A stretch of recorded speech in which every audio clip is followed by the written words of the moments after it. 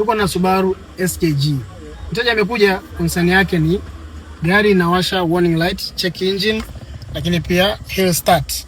Sasa kwa pattern ya Subaru Forester SKG, ukiona hizi taa mbili zinakuja kwa pamoja kama warning light, tafsiri yake ni kwamba issue inatoka moja kwa moja kwenye engine. Lakini ukiona inakuja check engine, hill start pamoja na ABS, VSC message, taya uterezi, ukiona hivyo ujue shida inatoka kwenye transmission au inatoka kwenye ABS system. Sasa ukisoma kwenye engine code unazozikuta hapa ni P0302 ambayo ni cylinder namba 2 misfire.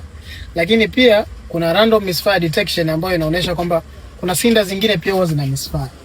Kwa tumeuliza history, mteja anasema ameshabadilisha plug mara 3. Anakaa miezi 2, tatizo linajirudia. Sasa tukamuonesha ulishawahi kufunga hizi Reza Iridium ambazo ni original kabisa plug kutoka NGK. Akasema hili box ndo naliona leo.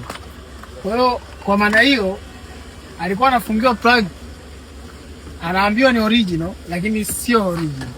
Umeona? Na kitu ambacho kinachowaconvince zaidi watu, nataka niwaambie kitu kimoja.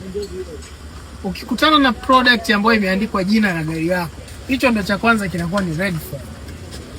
Kwa sababu Subaru wakishatengeneza hivi gari huwa hawana kiwanda cha kutengeneza plug. Sawa, nataka niwaambie. Kwa hiyo hicho ndio kinawaconvince. Sasa zile plug unakuta zinafungwa kwa sababu ziko na low quality material.